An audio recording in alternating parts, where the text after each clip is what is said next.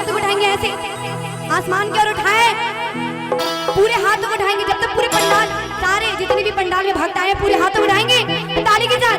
बोल बम बम बोल बम बम बोल बम बम बोल बम बम बोल बम बम बोल बम बम बोल बम बम बोल बम बम बोल बम बम बोल बम बम बोल बम बम बोल बम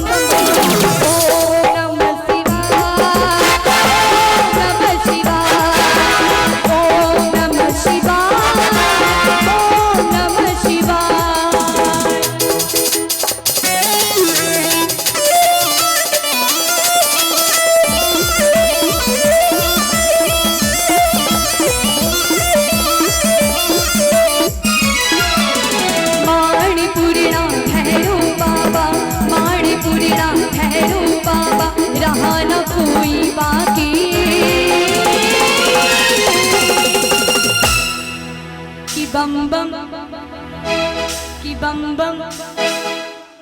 मैं नीचे जा सकती हूँ क्या? एकदम आप ही का है सब। जाऊं? सब आप ही का है आज के लिए। कहते हैं कि रस्सियां जल गई फिर भी ऐठी हैं। हम इतने देर से भजन गा रहे हैं और आप लोग हाथ पे हाथ रख कर बैठे हैं। अच्छा नहीं लग रहा? एक बार आप लोग भी गाएंगे। थोड़ा थोड़ा थोड़ा थोड़ा साइड होइए और आप लोग भी मेरे साथ गाएंगे। जी यहाँ बम बम बोल रहा है कुर्थिया वासी। अच्छा दे कुर्थिया वासी। हाँ जी साउंड वाले भैया और आप लोग भी गाएंगे मेरे साथ कि बम बम बोल रहा है। पूरे हाथ को उठाएंगे।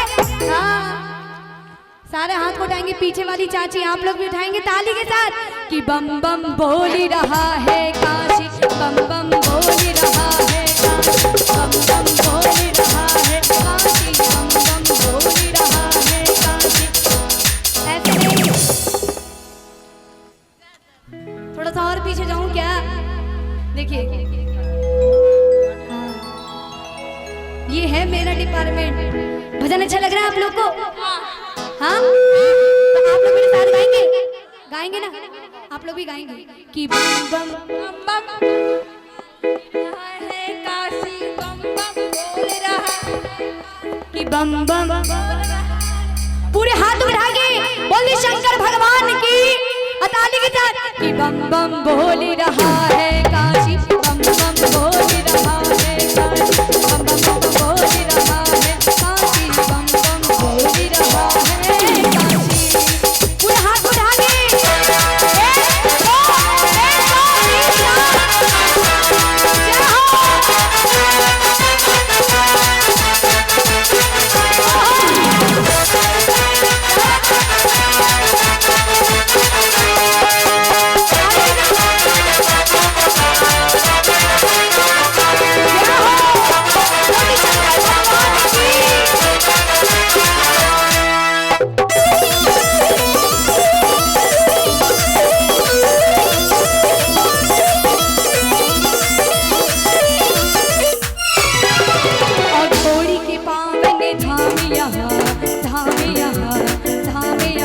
जन जन के गौतम राम यहाँ,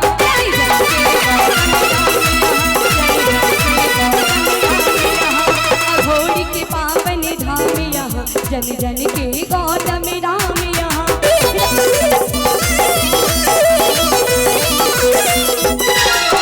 राम मिला रे मस्त मदैया ओ,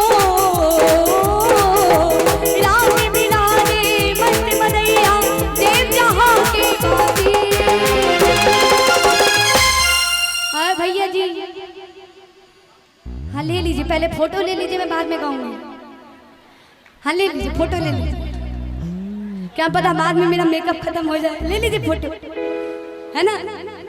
ऐसे नहीं चलेगा कि टुकुर टुकुर देखला से कुछ न हुई। पराया धन है हम, समझे? आज आई हूँ कल सुबह चले जाऊंगी, है ना? इसीलिए कहना है जिंदगी के प्यार का और थोड़ा जागरण का। मैंने इतना साउंड वाले भैया को भी प्यार हो गया है। कि थोड़ा जागरण का मजा लीजिए ना। लेकिन मजा ऐसे नहीं लेना है, पूरे हाथ उठा के लेना है। उठा ले इधर हमारी चाची जी, आप लोग नहीं उठाओगे, आप लोग उठाएंगे, पूरे हाथ उठाएंगे। हाँ सारे आप लोग भोलेनाथ के भक्त नहीं है क्या, है ना? हाथ को उठा लीजिए सारे। पीछे वाले भैया आप भी, चाचा जी आप भी पूरे हाथ उठाएंगे ताली के साथ कि बम बम बोल रहा है काशी, बम बम बोल रहा है काशी, बम बम बोल रहा है काशी, बम बम बोल रहा है काशी।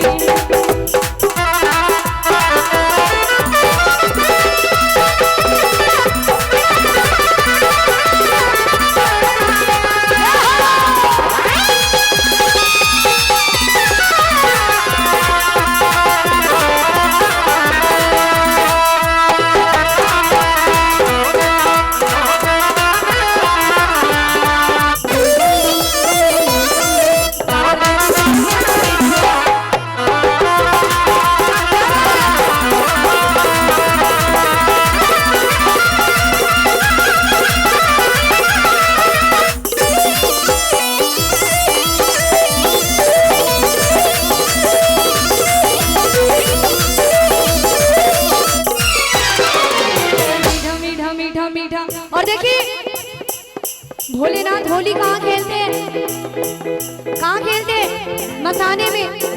साउंड वाले भैया वोकल बढ़ा दीजिए ना भैया। मैंने हमसे ही आपको दुश्मनी है, कोनो कष्ट बा, कोनो दुख बा? मेहरारू से झगड़ा हो गया है। देखिए मेहरारू से झगड़ा हुआ है, आपकी आपस की मामला है। प्लस मेरा आवाज बढ़ा दीजिए आप लोग, है ना? और कहना है कहाँ खेलते हैं भोलेनाथ? मसाने में। कैसे कहेंगे कि होली खेले मसाने में, होली खेले मसाने में, होली खेले मसाने में, होली खेले मसाने में। काशी में खेले घाट पे खेले, काशी में खेले घाट पे खेले, खेले आभर मसाने में।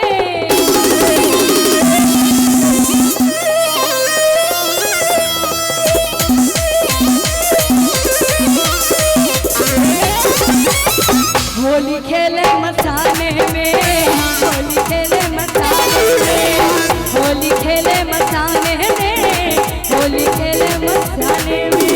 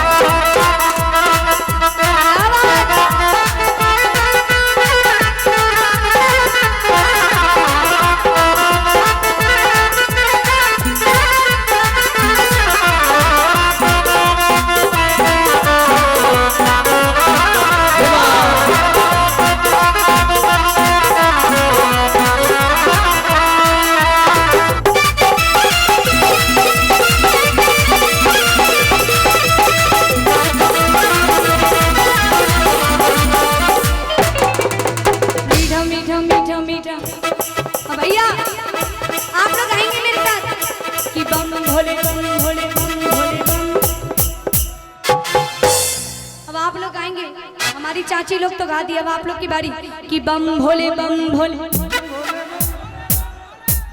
ये ये बात जंग लड़ने नहीं जाना है, भजन गाने बोला मैंने, भजन गाना है कि बम भोले बम भोले।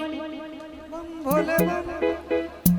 ये लोग शक्ति में है, भक्ति में नहीं है। नहीं नहीं, हाँ ये लोग सोचा है, ये लोग ना ना ना, ये आपका डिपार्टमेंट है, इसीलिए शक्ति में है। इन लोग को पता है कि अरविंद जी आएंगे तब हम लोग बोलेंगे। हाँ हाँ बोले, देखिएगा अभी, बोले सच्चे दरबार की। देख लिए ये हमरा है, हमरे से सुलझता है। जय जय नहीं है, जय। आप ऊंचा सुनते, देखिएगा अभी, प्रेम से बोले बाबा भोलेनाथ की।